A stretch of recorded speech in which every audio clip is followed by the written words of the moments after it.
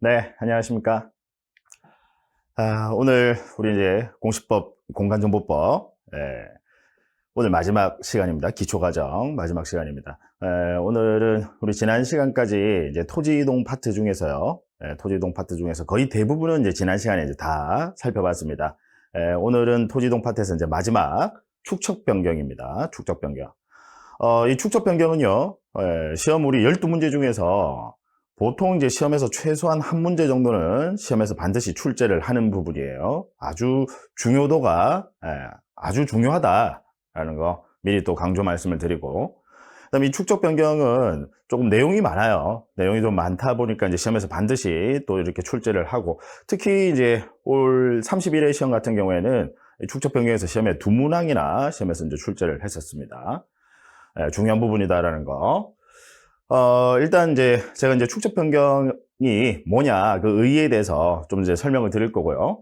그 다음에 이제 이 축적 변경 파트는 일단 여러분들이 기본서 교재를, 물론 교재 당연히 이제 보셔야 되는데요. 지금 우리 기초 과정에서는 이제 교재를 보시기보다는 제가 전체적인 그 체계와 그 흐름을 먼저 좀 말씀을 드리고, 일단 기초 과정에서는 그 부분을 좀 중점적으로 여러분들이 하셔야 된다라는 점. 자, 제가 이제 축적 변경에 대해서 설명을 좀 드리겠습니다.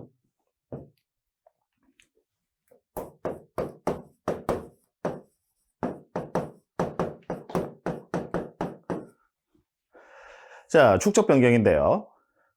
말 그대로 이제 축척을 변경한다. 이 도면상에 있는 축척을 이제 변경한다라는 건데, 제가 여러분, 우리 법정 축척이 일단 기본적으로 여러분들이 먼저 좀 알아두셔야 될 게 법정 축척입니다. 말 그대로 법에서 정해놓은 축척이다라는 뜻인데, 이 법정 축척은 총 7가지를 규정을 두고 있습니다. 그래서 다른 축척을 못 써요. 법에서 정해놓은 축척만 쓸 수 있습니다. 그래서 축척이라는 게 실제 거리를 도면상 줄이는 비율을 축척이라고 합니다. 실제 거리를 도면상 줄이는 비율. 왜냐면 그렇게 큰 종이가 없으니까, 그죠? 실제 거리를 도면상 이제 줄이는 비율을 이제 축척이라고 하는데, 법에서 정해놓은 축척 총 7가지만 쓸 수 있다라는. 자, 그래서 법정 축척은 500분의 1, 600분의 1, 그 다음 1000분의 1, 1200분의 1, 2400분의 1, 3000분의 1, 6000분의 1. 총 몇 가지죠? 7가지입니다. 자, 이 법에서 정해놓은 축척만 이제 쓸 수 있는데, 자, 우리 이제 도면하면 지적도가 있고 임야도가 있다, 그죠? 지적도는 이제 개발이 된 토지. 개발이 된 토지는 지적도에 등록을 시키고, 그 다음 개발되지 않은 토지는 임야도에 등록을 한다, 그죠? 자, 그럼 이제 일단 500분의 1이라는 말의 의미는요, 실제 거리 500cm를 도면에 1cm로 나타냈다라는 뜻이에요. 6000분의 1은요, 실제 거리 6000cm를 도면에 1cm로 나타냈다라는 뜻입니다. 그럼 어느 게 정밀도가 높을까요? 어느 게?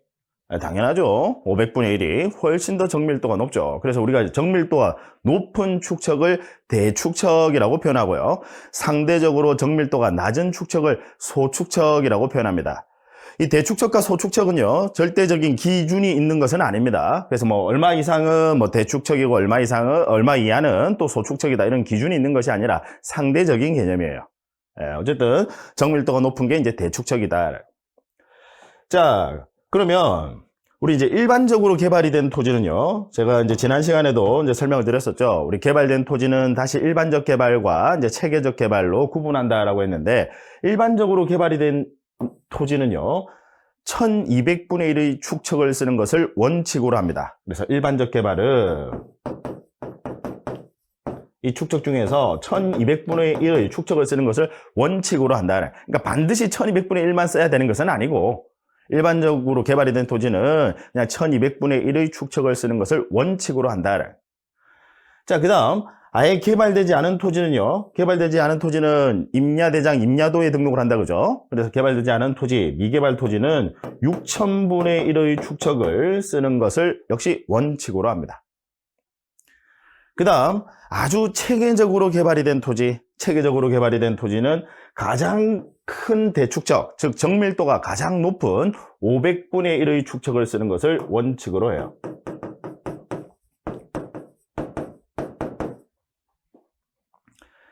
자, 그러면 지난 시간에 제가 이제 등록 전환을 하면서 이제 설명을 좀 드렸었는데, 우리 등록 전환이라는 게, 등록 전환은 임야대장, 즉 개발되지 않은 토지, 임야대장, 임야도에 등록이 되어 있는 토지를 토지대장,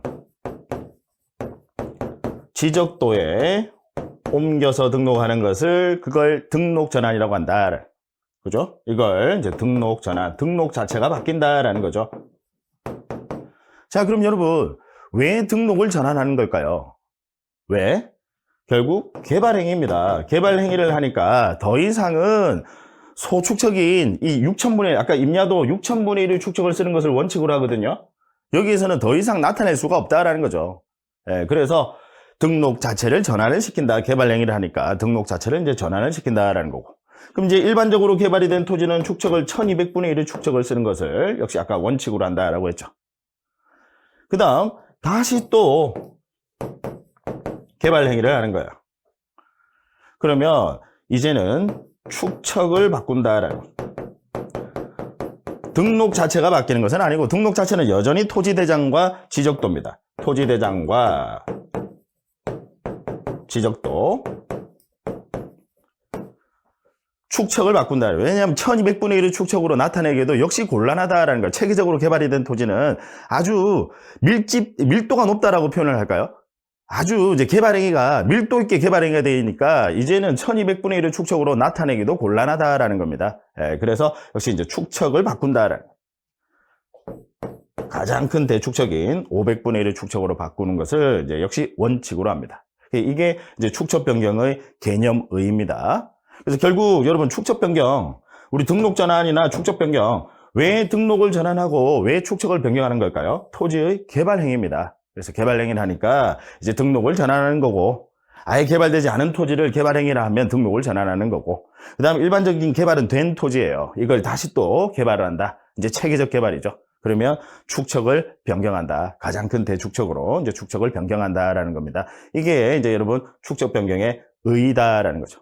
그래서 축척 변경의 의의는 지적도 내에서 상대적으로 소축척이에요. 소축척을 대축척으로, 그죠? 지적도 내에서 소축척을 대축척으로 변경하는 것을 축척 변경이라고 한다. 자, 그러면 500분의 1, 정밀도가 훨씬 높은 500분의 1의 축척으로 도면을 작성하셔야 돼요. 여러분, 도면 작성하시려면 뭐 하셔야 됩니까? 측량, 지적 측량, 축척 변경 측량 실시하셔야 된다. 그래서 측량을 실시해서 정밀도가 훨씬 높은 500분의 1의 축척으로 도면을 새로 작성한다. 그게 이제 축척 변경입니다. 이제 축척 변경의 의의는 아시겠죠? 자, 그 다음.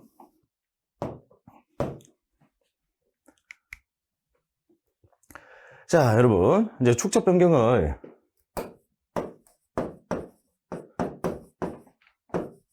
절차 요건입니다. 축척 변경을 실시하기 위한 그 절차 요건입니다. 자, 먼저 첫 번째는요, 해당 토지 소유자 3분의 2 이상의 동의를 얻어야 된다.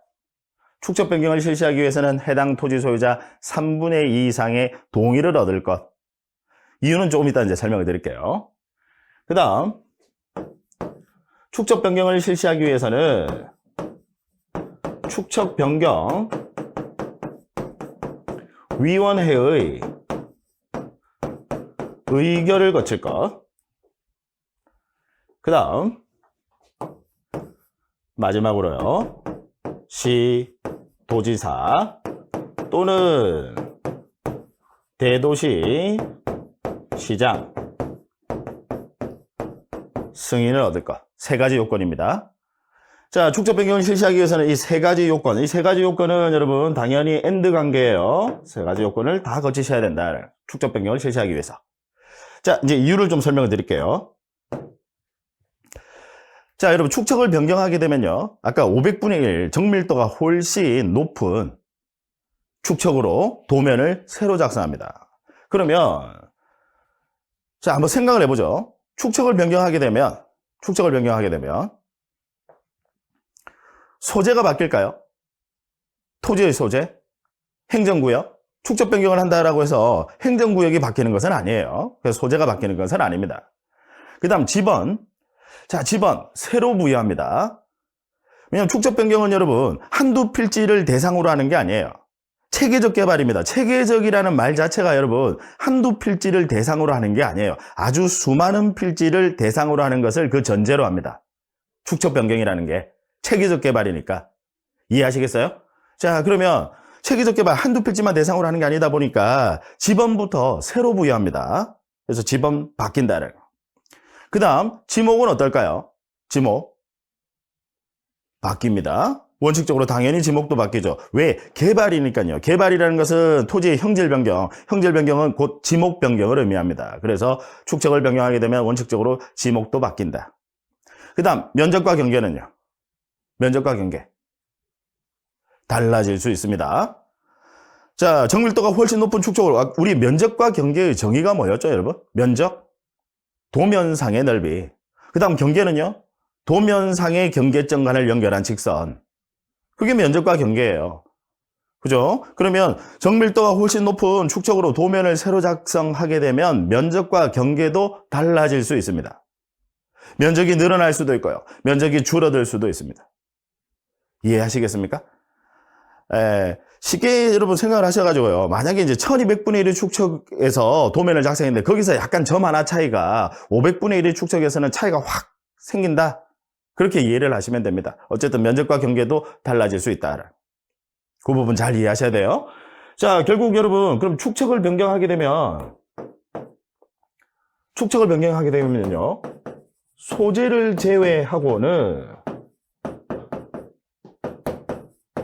토지 표시에 변경이 발생합니다. 즉 토지 표시가 달라진다라는 거죠. 소재를 제외하고 행정구역을 제외하고는 원칙적으로 다 바뀝니다.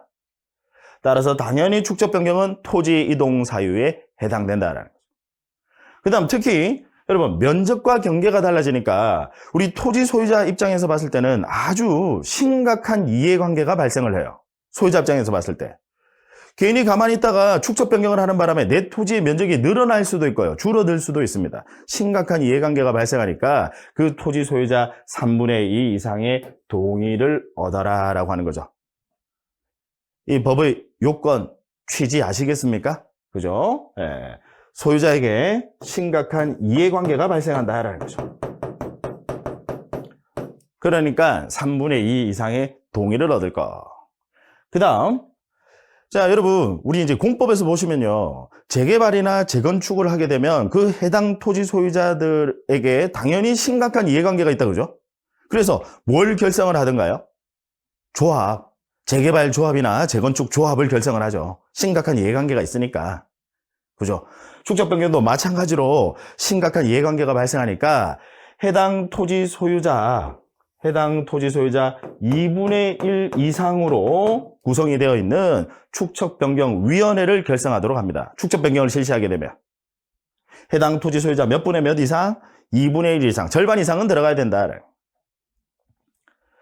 자, 우리 법에서 왜 이제 축척변경은 소유자 전원으로 원칙적으로 전원으로 구성하도록 하지 않느냐 하면 생각해 보시면 아마 여러분 여기 지금 우리 수업 듣기 전에 축척 변경이라는 말 들어는 보셨습니까? 처음 들어보시죠? 우리 일반인들은 여러분 축척 변경 그 의미 자체를 뭔지도 몰라요. 그 의미가 뭔지도. 일반인들은요. 근데 그 해당 지역에 축척 변경을 실시한다. 그러면 그 의미도 모르는 그 주민들 전원이 그 위원으로 구성이 돼서 회의 진행 제대로 될까요? 의미도 제대로 이해하지 못하는데. 사실 우리 공인중개사 공부를 하시는 여러분들조차도 그 의미를 정확하게 제대로 파악을 하시는 분이 잘 없으신데. 그래서 우리는 더 열심히 이제 공부를 하셔야 된다는 거죠. 그 의미까지도 제대로 다 여러분들이 파악을 하시기 위해서. 그래야 훌륭한 공인중개사가 될 수 있으니까. 저는 항상 그렇게 이야기를 합니다. 우리 공인중개사 여러분, 자격증 취득하는 것도 중요하지만 물론 지금 그게 중요해요. 자격증 취득하는 것도 중요하지만 얼마나 유능한 공인중개사가 되느냐, 그게 여러분들의 그 사업의 이제 성패를 좌지우지한다라고 그렇게 생각을 합니다. 아주 훌륭한 지식이 많고 정보가 많은 그 공인중개사는 실패할 수가 없어요. 그래서 합격하시고 난 이후에 더 공부 많이 하셔야 된다라는 말씀을 드립니다. 일단은 합격이 중요하니까요. 자, 그래서 아까 말씀드린 대로 그 지역에 전원을, 토지 소유자 전원을 위원으로 하게 되면 사실상 회의 진행이 안 돼요. 무슨 의미인지도 모르니까. 그래서 법에서는 그 축척변경위원회는 그 토지 소유자 2분의 1 이상의 위원으로 구성하도록 합니다.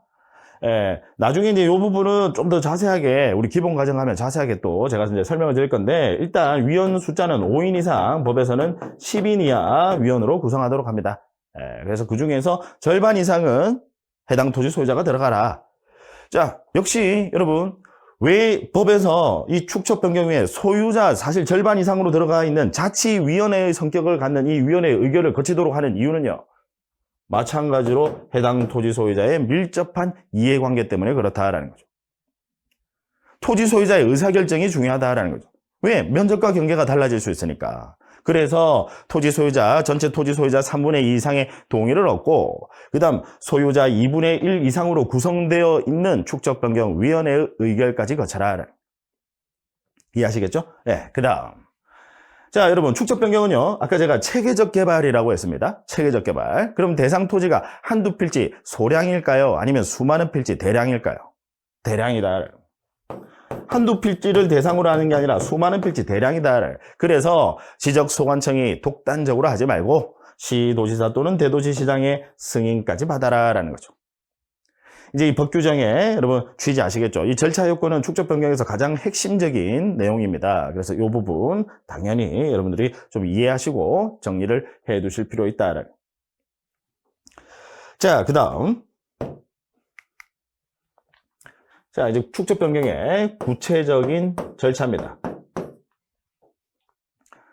늘 강조를 드리지만 일단 전체적인 그 체계와 흐름을 이해하시는 게 그게 중요합니다. 세부적인 지엽적인 내용을 지금 막 외우려고 하시는 것보다 전체적인 큰 그림을 자꾸 그리시는 게 그게 중요하다는 거. 스케치가 제대로 잘 돼야 나중에 그림도 제대로 잘 나오는 겁니다. 자, 이 축척변경의 구체적인 절차인데, 자, 먼저 이제 승인 신청을 하고, 그 다음 시행 공고, 경계점 표지 설치, 그 다음 측량 후 토지 표시 결정,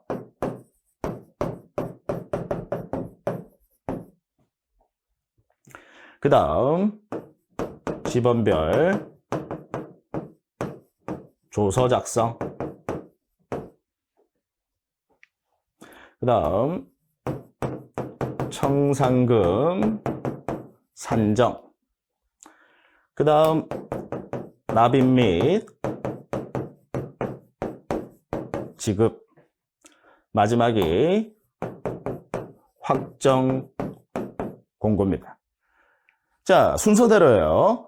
승인 신청, 시행 공고, 경계점 표지 설치, 측량 후 토지 표시 결정, 그 다음 지번별 조서 작성, 청산금 산정, 납입 및 지급, 확정 공고. 자, 나중에 제가 이제 외우는 방법도 말씀을 드릴 건데, 일단은 여러분들은 그 흐름을 이해부터 먼저 하시자고요. 자, 아까 제가 여러분 축척변경 절차 요건 기억나시죠? 해당 토지 소유자 3분의 2 이상의 동의를 얻고, 그 다음 소유자 2분의 1 이상으로 구성되어 있는 축척변경위원회 의결도 거치고요. 마지막으로 시도지사 또는 대도시시장의 승인까지 받아라. 누가 승인을 받아야 된다는 겁니까? 지적소관청이. 독단적으로 하지 말고 대량이니까 시도지사 대도시시장의 승인까지 받아라. 자, 그럼 이제 먼저 승인 신청을 합니다. 누가 승인 신청하는 거죠? 지적소관청이 승인 신청을 합니다.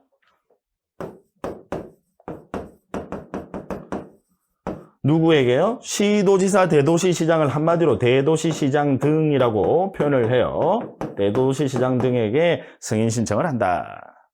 자, 그럼 이제 승인을 받았어요. 승인을 받게 되면 지적소관청은 자, 해당 지역에 축적 변경을 이제 실시합니다라고 시행 공고를 합니다.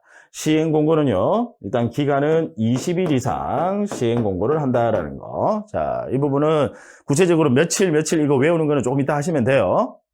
지금 하실 필요 없습니다. 시행 공고를 한다. 해당 지역에 이제 축적 변경을 실시합니다라고 이제 시행 공고를 합니다.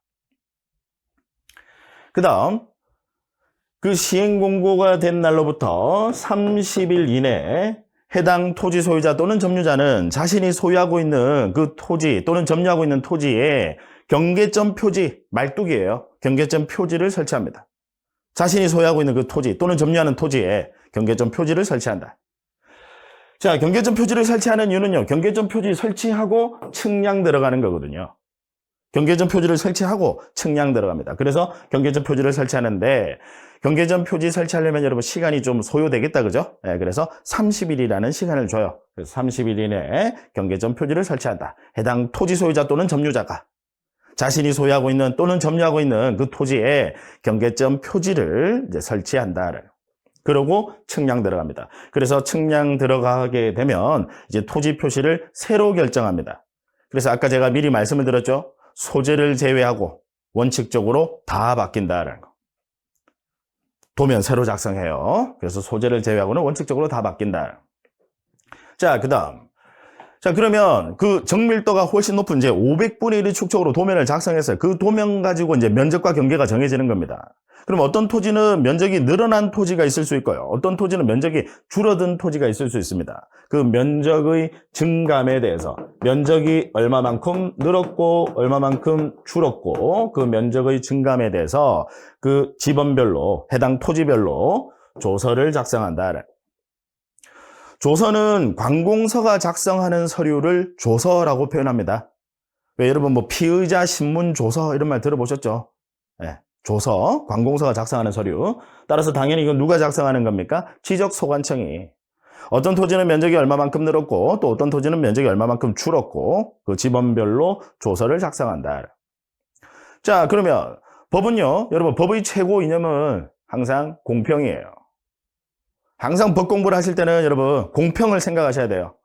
그럼 면적이 늘어난 토지는요. 난 가만히 있었는데 면적이 늘어났어요. 또 어떤 토지는 나 가만히 있었는데 축적 변경하는 바람에 면적이 줄어들었어요. 그럼 면적이 늘어난 토지는 그 돈을 내셔야 돼요. 늘어난 만큼 돈을 내셔야 돼요. 법은 공평이니까요. 그 다음 면적이 줄어든 토지는 그 돈을 받아갑니다. 역시 법은 공평이니까요.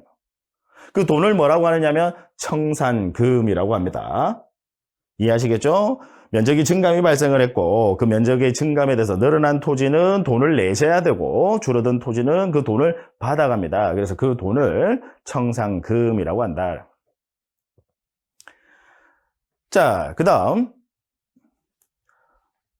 그러면 청산금을 이제 산정을 하게 되면 그 청산금을 면적이 늘어난 토지는요 그 청산금을 내셔야 돼요.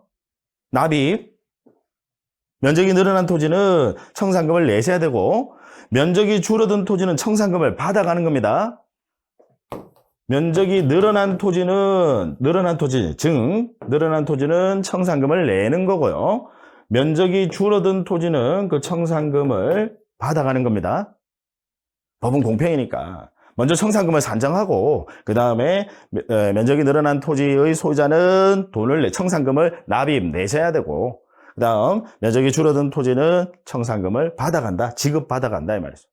소관청이 지급해준다 이 말이죠. 되셨나요? 자, 그러면 사실상 축척 변경 절차는 종료됐습니다. 그럼 마지막으로 우리 지적소관청은 이 축척 변경의 확정 공고를 합니다. 그래서 올해 시험에 여러분 뭐라고 출제를 됐느냐면 이 축적 변경에 있어서 확정 공고는 어느 때 하느냐 그게 시험에 나왔어요. 어느 때? 납입 및 지급이 완료된 때. 이 순서만 여러분 알아두시면 아주 쉽게 막 5초 만에 풀 수 있는 문제죠. 자, 이제 조금 디테일한 부분들 좀 설명을 드릴게요. 자, 우리 청산금을 이제 산정하게 되면 청산금 돈이잖아요. 돈은 아주 여러분 이해관계가 아주 심각한 이해관계가 있지 않습니까? 그래서 청산금은 산정 공고를 합니다. 청산금을 산정하게 되면 청산금 산정 공고를 합니다. 그 산정 공고는 며칠 이상 하셔야 되느냐? 15일 이상 산정 공고를 한다라는 거. 청산금 산정 공고는 며칠 이상? 15일 이상. 그 다음, 그럼 면적이 늘어나는 사람한테는 돈을 내세요 라고 납입 통지를 하셔야 되고요. 물론 소관청이에요. 지적 소관청이. 그 다음 면적이 줄어드는 사람한테는 돈 받아가세요 라고 수령 통지를 하셔야 됩니다. 그래서 납입 및 이 수령 통지는 청산금을 산정 공고를 한 날로부터 며칠 이내, 20일 이내. 그러니까 산정 공고 기간보다 시간을 조금 더 준다라고 이해하시면 돼요. 산정 공고를 한 날로부터 20일 내에는 납입 및 수령 통지를 해야 된다. 지적 소관청이 해당 토지 소유자에게 면적이 늘어났으니까 돈 얼마 내세요라고 납입 통지. 그다음 면적이 줄어드는 사람한테는 돈 얼마 받아가세요라고 수령 통지 하셔야 된다. 며칠 이내? 20일 이내요. 자, 그러면 이제 아까 납입 통지 또는 수령 통지를 받은 사람, 그러면 자, 돈을 이제 납입 통지 받은 사람은 돈을 내셔야 돼요. 예, 내는 건 몇 개월 내에 내셔야 되느냐? 6개월 내에 내셔야 됩니다. 6개월 내에 돈 내시고, 받아가는 것도 역시 몇 개월 내에 받아가시느냐? 6개월 내에 받아가는 거예요. 되셨나요? 자, 일단 우리 이제 요 정도, 우리 축적 변경은 여러분 요 정도만 이제 정리를 해 두시면 되는데, 일단 지금 기초 과정에서는 전체적인 흐름을 파악하고 이해하는 게 중요하다. 나중에 이제 제가 이제 여러분 외우는 방법도 좀 말씀을 드릴 건데, 왜 성시경이라는 가수 아시죠? 그 나중에 이제 그 부분도 제가 이제 외우는 방법도 조금 이 축적 변경 이제 기본 과정 가서 자세하게 제가 이제 더 세부적인 내용 들어가게 되면 이제 그때 외우는 방법도 다시 한번 말씀을 더 정확하게 말씀을 드릴 건데, 일단 여러분 성시경이라는 가수가 있는데, 그 가수가 제가 이제 예전에는 되게 싫어했는데 지금 별로 안 싫어요. 예전에 이제 되게 싫어했던 이유가, 제가 이제 쟤랑 이제 결혼한 이제 집사람이 결혼하고 얼마 안 돼서 그 성시경이라는 가수가 데뷔를 했는데 그 가수를 되게 좋아하더라고요. 그래서 저는 이유 없이 싫었는데, 근데 지금은 별로 안 싫어요. 안 싫어하는 이유가 노래를 되게 잘하셔서, 그래서 안 싫어한다라고 그걸 여러분 생각을 하시고, 나중에 기본 과정 가면 그 스토리를 좀 더 자세하게 제가 말씀을 드릴게요. 일단은, 지금 별로 안 싫어요. 그래서 성시경 측 조금 나빠. 성시경 측 조금 나빠. 이렇게. 성시경 측 조금 나빠. 이렇게. 시험장에 가서 빠가 뭐지 이러시면 안 되고, 발음이 좀 비슷하다. 그죠? 나중에 그 스토리를 여러분들 제가 기본 과정 가면 또 자세하게 말씀을 드리겠습니다. 여러분들의 기억을 오래 남게 하기 위해서 뭐 제 개인적인 뭐 그런 이야기도 이제 좀 말씀을 드립니다. 저도 뭐 말씀드리는 게 뭐 부끄럽기는 한데, 부끄럽다? 뭐 부끄러울 일은 아니고요. 어쨌든 여러분들이 하여튼 기억을 오래 남기 위해서는 하여튼 수단과 방법을 가리지 않을 겁니다. 암기까지 해주시면 좋아요. 자, 근데 지금은 이제 일단 암기하기 전에 여러분들은 그 흐름부터 다시, 일단 축적 변경을 실시하기 위해서는 절차 요건부터 충족을 하셔야 된다. 절차 요건. 그래서 그 절차 요건이 세 가지. 토지 소유자 3분의 2 이상의 동의를 얻을 것. 그 다음 소유자 2분의 1 이상으로 구성이 되어 있는 축적 변경 위원회의 의결을 거칠 것. 그 다음 한두 필지만 하는 게 아니니까 대도시 시장 등의 승인을 얻을 것. 그 세 가지 요건. 그래서 먼저 승인 신청부터 한다. 지적소관청이 대도시시장 등에게 승인 신청을 하면, 그럼 승인을 받게 되면 지적소관청은 해당 지역에 축적 변경을 실시합니다라고 20일 이상 시행공고를 하셔야 된다. 그 다음 그 시행공고를 한 날로부터 30일 이내에 그 해당 토지 소유자 또는 점유자는 자신이 소유하고 있는 또는 점유하고 있는 그 토지의 경계점에다가 경계점 표지를 설치한다. 경계점 표지를 설치하는 이유는 측량하기 위해서요. 그래서 경계점 표지를 설치하고 측량 들어갑니다. 그러면 토지 표시를 새로 결정합니다. 소재를 제외하고는 원칙적으로 다 바뀐다. 그 다음, 그럼 면적이 늘어난 토지가 있을 것이고요. 면적이 줄어든 토지가 있을 것인데, 법은 공평이니까 그 면적의 증감에 대해서 지번별로 조서를 작성한다. 어떤 토지는 면적이 얼마만큼 늘었고, 또 어떤 토지는 면적이 얼마만큼 줄었고, 이렇게 조서를 작성한다. 그 다음, 법은 공평이니까 역시 이제 청산금을 산정을 하셔야 됩니다. 그래서 청산금 중요한 거니까 산정 공고까지 한다. 그럼 청산금 산정 공고는 며칠 이상? 15일 이상. 그 다음 납입, 이제 면적 있는 사람한테는 돈을 내세요라고 납입 통지하셔야 되고, 면적이 줄어든 사람한테는 돈 받아가세요라고 수령 통지하셔야 됩니다. 당연히 지적 소관청이요. 그럼 납입 및 수령 통지는 그 산정 공고를 한 날로부터 20일 이내, 시간을 조금 더 준다. 20일 이내 납입 및 수령 통지를 한다. 그 다음, 그 면적 있는 사람은 돈을 내셔야 돼요. 납입 통지를 받은 날로부터 6개월 이내. 돈 내세요라고 소관청으로부터 통지받은 날로부터 6개월 이내 돈 내셔야 되고요. 그 다음 면적이 줄어든 사람은 돈을 받아갑니다. 그래서 수령 통지를 한 날로부터 6개월 이내에 소관청은 지급하여야 한다. 그러면 사실상 축적 변경 절차는 종료가 됐다. 납입 및 지급이 끝나면. 그래서 올해 이제 이 부분이 아까 제가 시험에 나왔다라고 했죠. 언제 확정 공고를 하느냐? 납입 및 지급이 되면 그러면 이제 확정 공고를 합니다. 확정 공고. 소관청이 축적 변경에 대해서 이제 확정 공고. 마지막 절차죠. 그래서 승시경 측 조금 나빠. 이제 많이 안 나쁘다. 조금 나빠. 그 스토리에 대해서는 나중에 제가 기본과정 가서 또 자세하게 또 말씀을 드릴 거예요.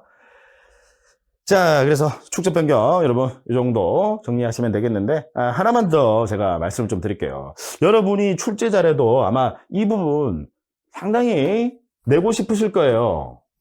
뭐 산정공고, 시행공고 기간이 헷갈려요. 우리 청산금 산정공고, 여러분 청산금 돈이다, 그죠? 돈, 청산금, 돈은 동그랗죠? 돈 동그랗잖아요. 뭐처럼 생겼어요? 보름달, 보름, 15일. 그래서 산정공고는 15일 이상이다라는 거 일단 이 부분 주목을 하시기 바랍니다. 여러분이 아마 출제자라도 이 부분 내고 싶으실 거예요. 그래서 시험에 아주 자주 출제되는 부분입니다. 시행공고는 20일 이상인데 청산금 산정공고는 15일 이상. 되셨죠? 예. 자, 축적 변경 이제 여기까지 하도록 하겠습니다. 자, 그래서 여러분들 이제 교재는요, 따로 제가 교재를 통해서 뭐 별도로 확인하지는 않겠습니다. 이제 기본 과정 가면 이 교재 또 자세하게 제가 내용 볼 건데, 일단 기초 과정에서는 전체적인 흐름만 좀 파악을 해 주시기를 당부드립니다. 자, 그래서 이제 교재는 이 정도로 제가 칠판에 적어서 설명드린 내용으로 이제 가름하고요. 그 다음에 이제 교재 108페이지로 갑니다. 108페이지.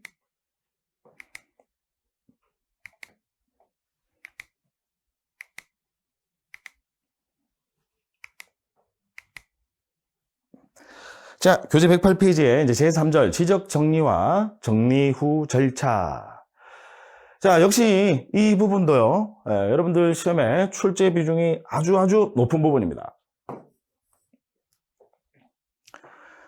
상당히 복잡한 내용을 담고 있습니다. 그래서 일단은 여러분들 역시 교재 내용을 자세하게 지금 보시는 것보다는, 전체적인 흐름과 체계만 좀 파악을 하시고, 여기서는 역시 그걸로 가름하고 넘어가도록 할 거예요.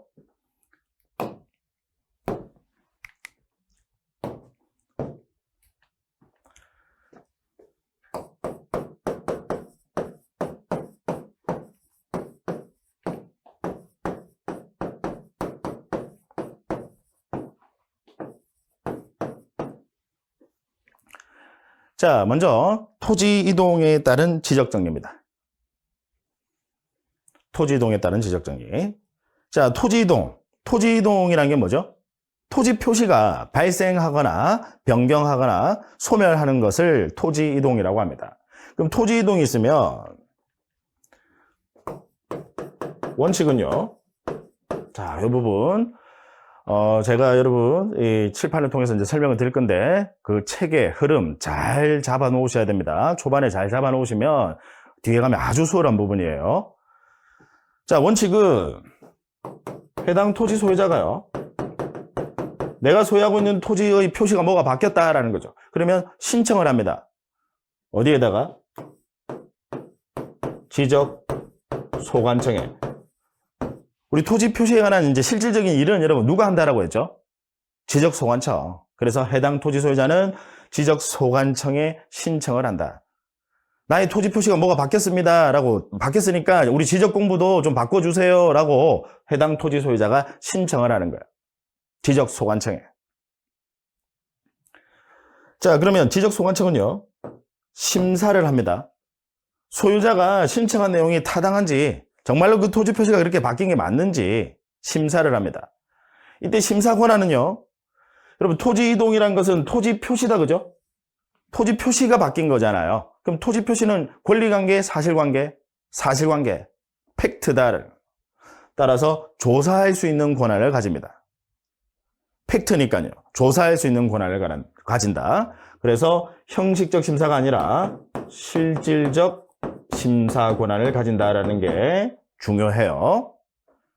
소유자가 신청을 하게 되면 팩트니까, 토지 표시는 팩트니까 조사할 수 있는 권한을 가진다. 지적 소관청이. 그래서 실질적 심사. 자, 그 다음. 그럼 이제 지적 소관청이 심사를 한 후에 이제 지적 공부를 정리합니다. 자, 지적 공부 아주 중요한 공적 장부입니다. 특히 여러분 면적과 경계 얼마나 중요해요. 아주 중요한 공적 장부입니다.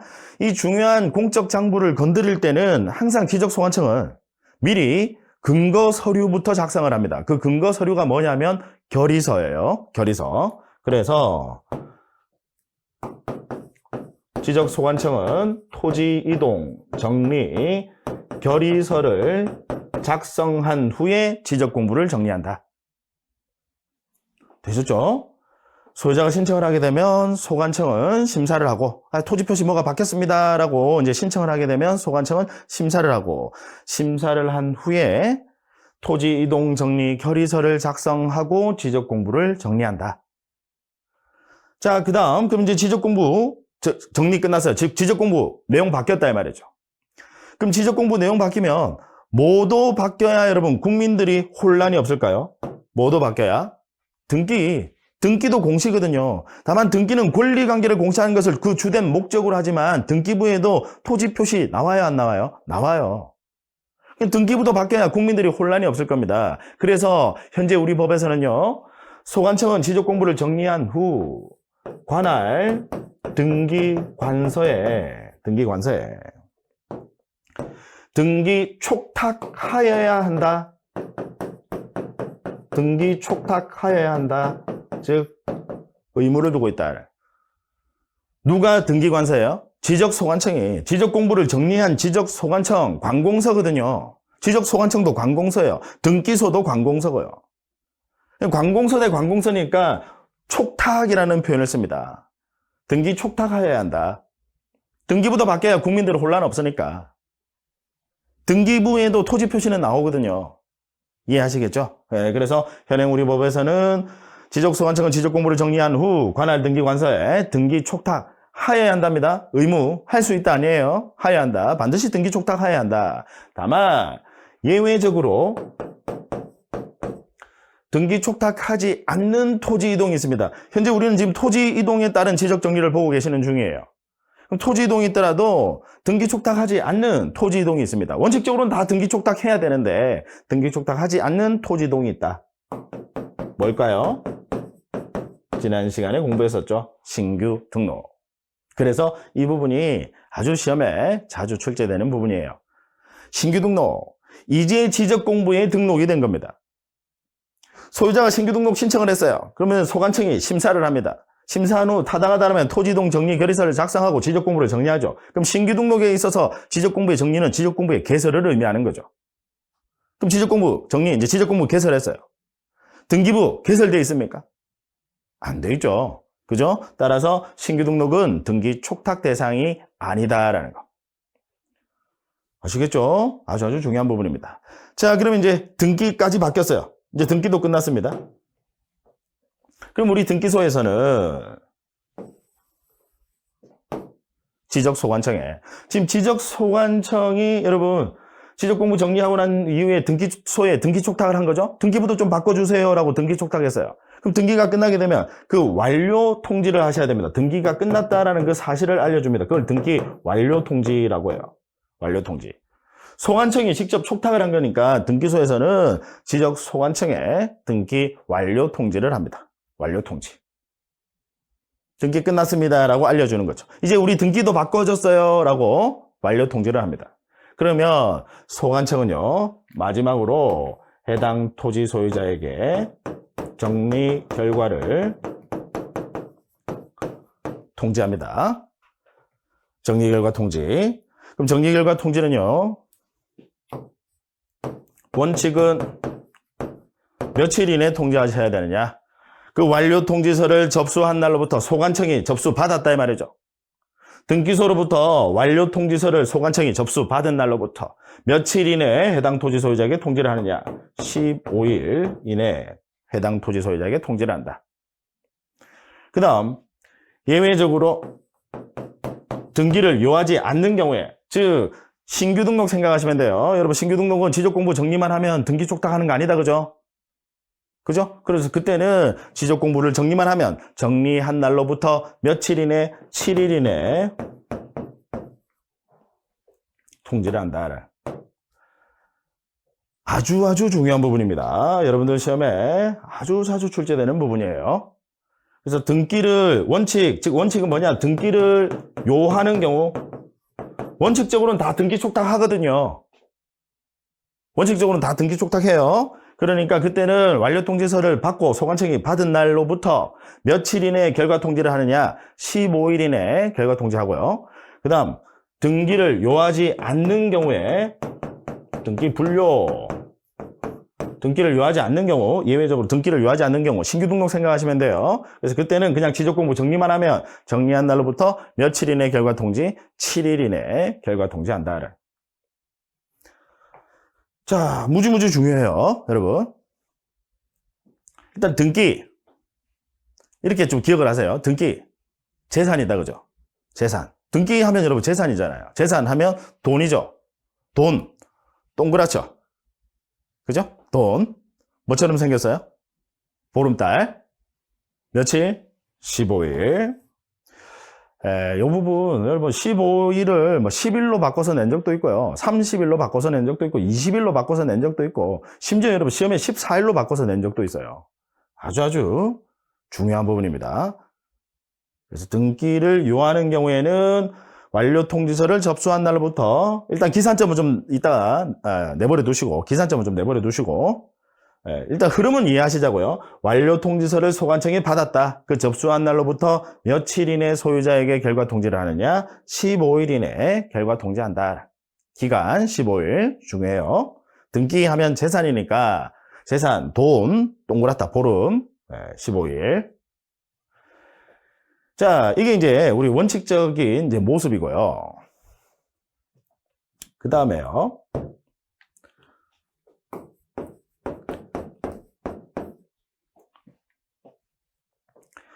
자, 예외. 무슨 이야기냐? 우리 지적은 여러분 직권주의라고 했죠. 직권주의. 그래서 소유자, 직권주의 의미를 오해하시면 안 돼요. 직권주의는 소유자 신청을 원칙으로 하되 소유자가 신청하지 않았을 때 직권이 발동되면 직권주의. 직권이 발동될 수 없으면 그걸 신청주의라고 합니다. 지적은 토지 표시, 사실관계, 팩트니까요. 직권주의가 적용이 된다. 따라서 소유자 신청을 원칙으로 하되 소유자가 신청하지 않았으면 직권이 발동된다. 앞에서 공부했었던 내용입니다. 첫 시간에. 자, 그러면 이제 직권에 의한 절차입니다. 이제 토지동에 따른 지적등기 중에서 이제 직권에 의한 절차. 자, 소유자가 신청하면요. 소관청은 앉아서 심사만 하면 되는데 소유자가 신청 안 했어요. 그러면 소관청에서 직접 토지 이동 현황에 대해서 조사를 나가야 되겠다, 그죠? 그럼 조사 나가려면 명색이 관공서니까 조사 나가려면 먼저 뭐부터? 계획부터 수립을 한다, 그죠? 그래서 토지 이동 현황 조사 계획을 수립한다. 토지이동 현황 조사 계획부터 먼저 수립을 한다. 뭘 하면 그래도 관공서니까, 여러분 명색이 관공서니까 계획부터 수립을 한다.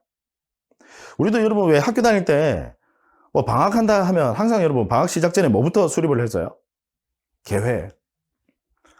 참 기억납니다. 저도 지키지 못할 그 계획을 세웠던, 방학 시작 전에는 아침 막 5시 기상, 집에서 막 부모님이 말리는데, 이건 너무 좀 오버 아니냐라고 하는데, 왜 5시 기상 하느냐면, 뭘 넣어야 될 게 많은데, 기상 시간을 늦게 해버리면 그 넣을 게 많이 없더라고요. 그래가지고, 뭐, 아침 새벽 5시 기상 해놓고, 한 며칠은 일어났어요. 저 같은 경우에 한 며칠은 일어났는데, 그다음부터는 뭐 안 지키죠. 그래서 계획은 뭐, 정말로 지키라고 있는 것인지가, 예.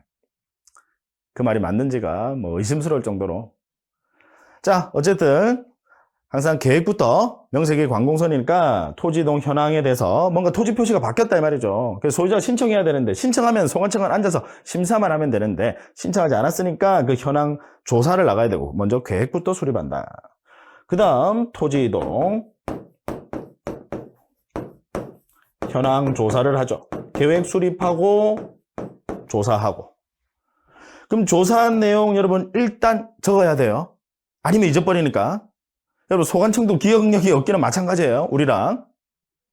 일단 계획을 수립하고 토지이동 현황 조사를 하고요. 그 다음 조사한 내용을 일단 적어야 됩니다. 그래서 토지이동 조사부를 작성한다.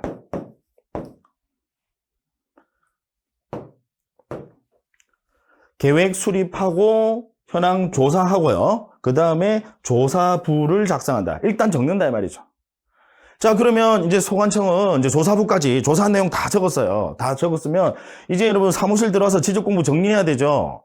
다만 정리하기 전에 먼저 뭐부터 항상 지적공부를 건드릴 때는 뭐부터? 결의서. 그래서 토지동 정리 결의서를 작성하고 지적공부를 정리하고 그 이후의 절차는 나머지는 똑같습니다. 그러니까 무슨 이야기냐면 우리 예외가 뭐냐면 직권해안 절차입니다. 예, 원칙은 신청이다. 그죠?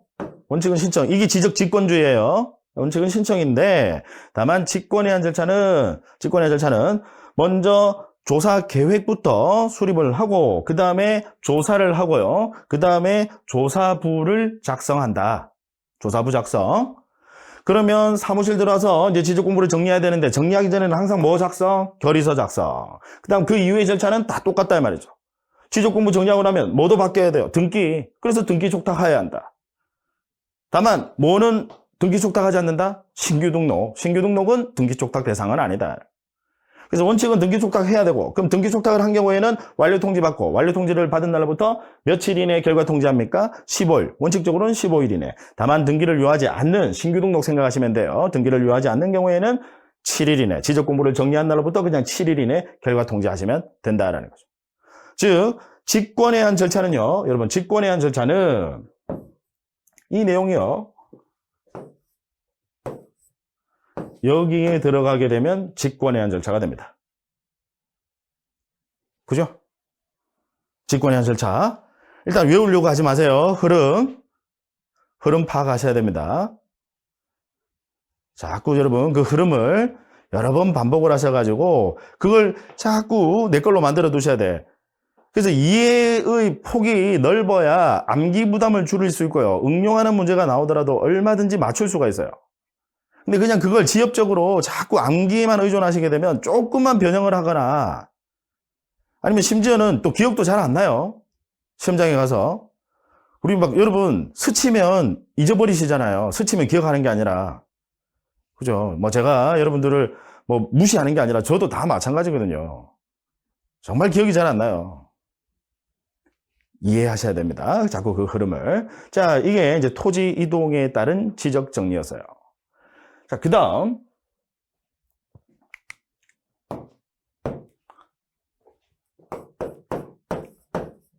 이번에는요.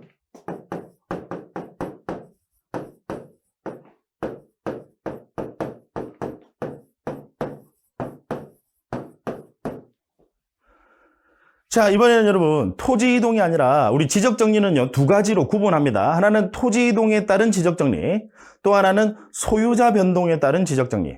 자, 이번에는 소유자가 바뀌었다는, 소유자가 갑에서 을로 매매 계약을 체결하고 대금을 받고요 등기까지 넘겨줬어요. 소유자가 바뀌었다는. 그럼 지적 공부에도 여러분 지적 공부에도 소유자는 나옵니까 안 나옵니까? 나와요. 그럼 지적 공부에도 소유자 정리해 주셔야 된다 이 말이죠. 그걸 이제 소유자 변동에 따른 지적정리입니다. 그래서 지적정리는 두 가지예요. 토지 이동에 따른 지적정리, 또 하나는 소유자 변동에 따른 지적정리. 우리 권리관계가 발생, 변경, 소멸하는 것을 권리의 변동이라고 표현합니다.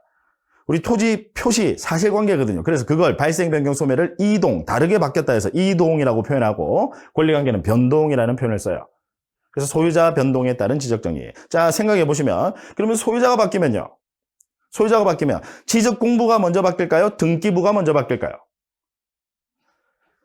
아까 비교하셔야 됩니다, 여러분. 토지 이동이 있으면 여러분 항상 뭐가 먼저 바뀝니까? 지적공부가 바뀌고 그 다음 뭐가 바뀌어요? 등기. 지적공부가 먼저 바뀌고 그 다음 등기예요.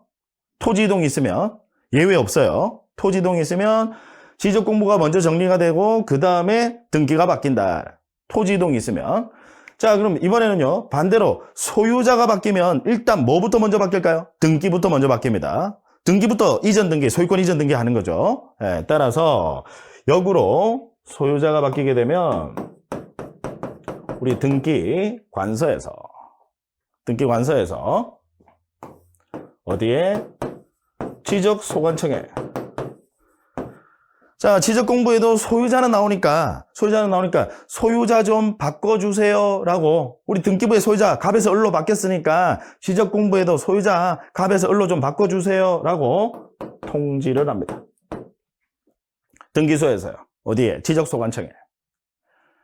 자, 그러면 지적소관청은요, 지적공부를 정리합니다. 즉 지적공부의 소유자 바꿔준다 이 말이죠.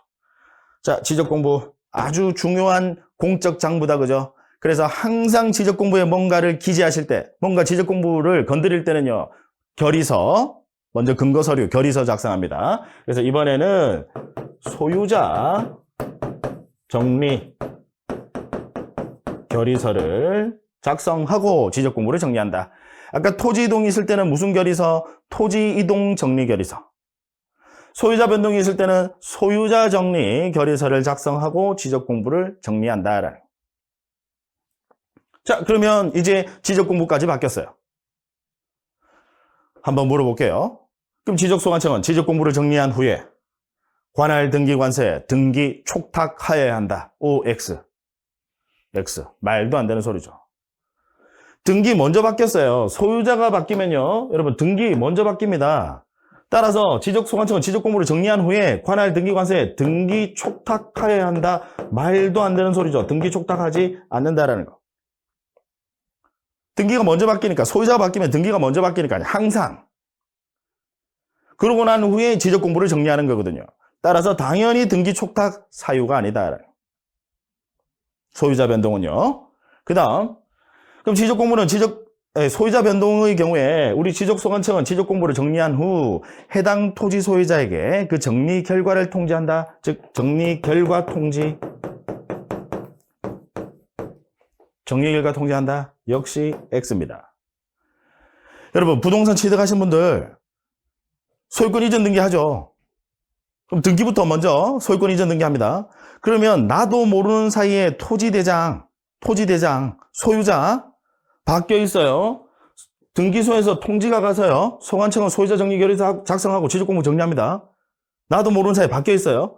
그리고 그 관할 관청에서, 구청에서 여러분, 종로구청에서 여러분들에게 자, 우리 지적공부도 소유자 바꿔줬습니다 라고 혹시 통지 받아보신 적 있습니까? 없어요. 결과 통지하는 절차도 없습니다.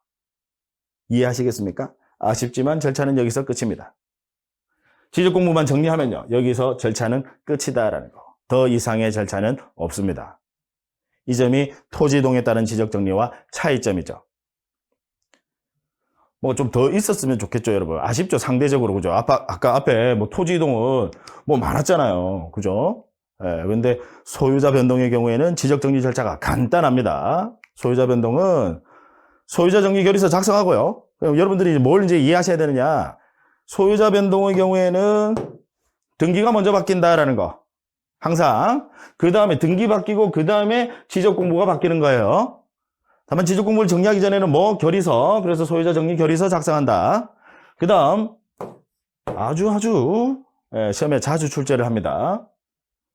소유자 정리는 등기 촉탁 대상 아니다라는 거. 이미 등기 먼저 바뀌었으니까 당연한 이야기죠. 등기 촉탁 대상 아니다라는 거. 그 다음 소유자 정리는 결과 통지, 소유자에게 우리 지적소관청에서 지적공부를 정리한 후에 결과 통지하는 절차 없다라는 거.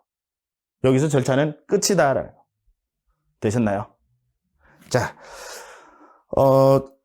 역시 우리 교재 여러분, 제가 그 108페이지부터요, 우리 지적 정리 후에 절차에서 108페이지부터 거기 마지막까지, 거기 114페이지까지 제가 칠판에 조금 전에 여러분 적어서 설명드린 그 내용으로 좀 가름해 주시기 바랍니다. 일단 기초 과정에서는 흐름과 체계를 먼저 잡는 게 중요하니까 그 부분으로 좀 가름해 주세요. 자, 조금 쉬었다가 하도록 하겠습니다.